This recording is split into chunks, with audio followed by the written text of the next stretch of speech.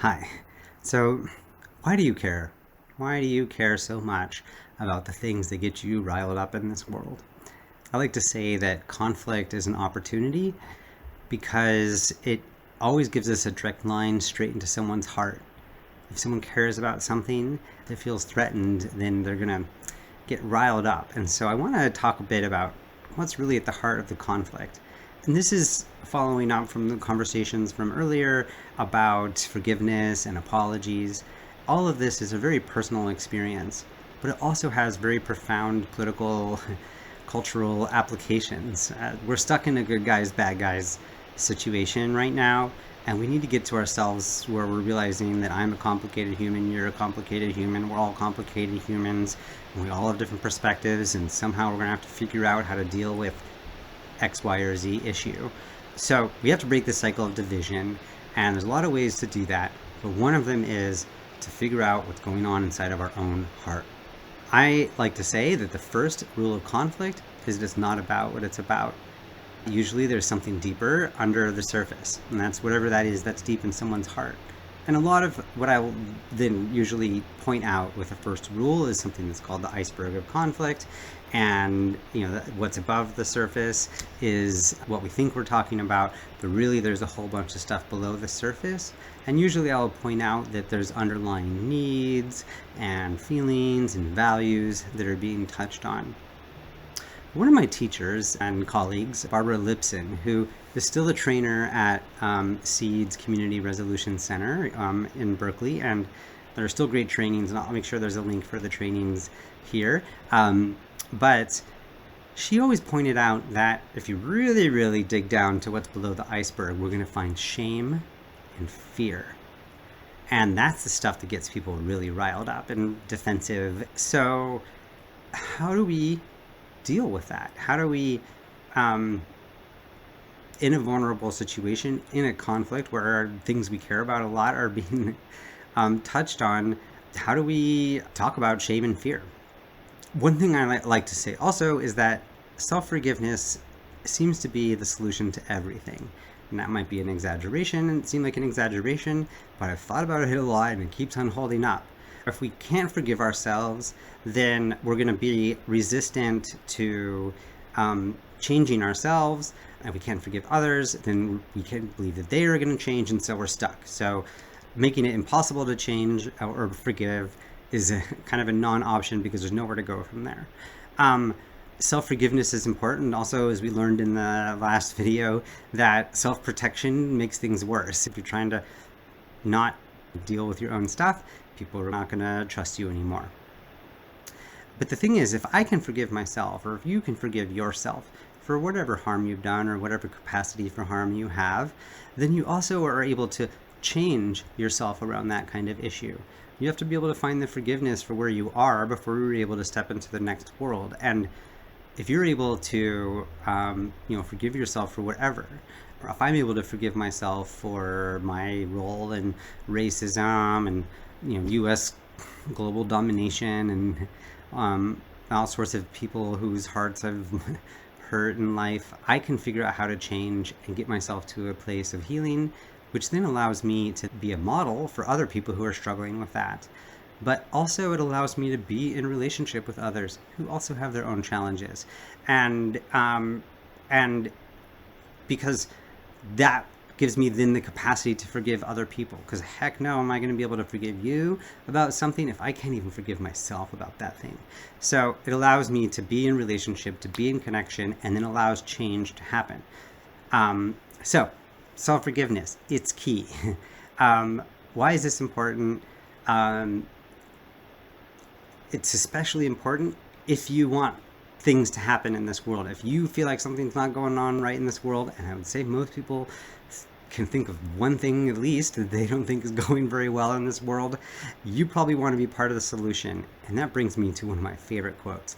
This is from Adam Kahane, who got it from another teacher of his, and it says, "You can't be part of the solution if you're not part of the problem."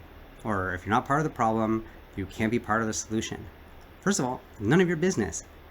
If it's not your problem, then, but being able to recognize your role in whatever it is that's bothering you is a great way to access your ability to start making the change. So, um, that's hard, right? I mean, it just seems like we go back to the Solzhenitsyn. It seems like it would be really nice for all the evil to be elsewhere, and we just have to destroy that. But we know that's not possible. So here's a couple tricks to think about how to face our own role in the problems that we detest, our own capacity for evil when we're trying to fight evil, or whatever it is. The first one comes from Brene Brown.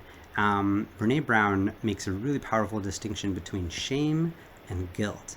Shame is the idea that I am wrong, and guilt is the idea that I did something wrong, but that's not me. And that is one of the lessons that we learn from the podcast that I was recommending before. Elizabeth Brunig points out that, like, when someone does something evil, that's the action that's evil, not the person. And so this is really worth remembering. Like, actions are evil, or some actions are evil, but people are inherently good, but they have a capacity to do harm and evil. And that's especially true if they've experienced harm themselves, or people have done hard things to them. It's a really hard one to imagine, but if you see someone doing something bad, probably that person just needs a lot more love. And that's true for yourself too. So we're trying to break this cycle.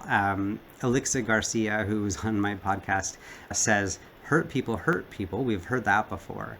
But we also need to know that healed people heal people. So if I'm able to find my own path of healing, or if you're able to find your own path of healing, then that allows us to be a source of healing for other people. If we want to actually have a positive impact in this world, and we want to have a positive impact on others, if we want to be part of the solution, then I also need to act in ways that are doing that. In order to act in ways that are going to be positive for the world, I have to be able to change. In order to change, I'm going to have to accept and find forgiveness for myself. So here we are in a situation where we'd love to enter into the cycle of healing, as opposed to the cycle of retribution and exile and canceling and pushing people out. So how can we do that? Well, another great teacher, Isoke Fremi, pointed out that, wow, it would be really great if we could give incentives for accountability. If we could make it worthwhile for someone. What if we saw accountability, apology, reckoning as a way to give people more belonging? Like, by admitting the harm you've done, we're going to welcome you into the community even more. And if that's not what your community is doing, then that's about needing to find that for yourself as well. All of this is about trying to be in better relationship, because honestly, the things we have to deal with in this world, we're going to need to work together. And we can't just keep on pushing. We can't be exiling others, and we can't be exiling ourselves. So, and that comes to what I call the second rule of conflict, which is that everyone who's involved in the problem is going to have to be involved in the solution. Well, I'm going to talk about that next week's video. For now, I just want to say that working on this Omni-Win project, and part of what I want to do is help us create politics and democracy in a country and a culture that is able to work for everyone who's involved, that everyone can win and everyone can make sure that their voices are included. And that's going to require work on ourselves. It's going to require work on our relationships. We're going to have to do some pretty serious systemic change. And we're going to have to think about how our culture is. But for now, let's just work on ourselves. Elizabeth Brunig says that we can't wait for others to change. So ask yourself, what can you do to either move towards forgiveness for yourself or for other people? What can you do to invite change that we all want? Thank you, and have a great day.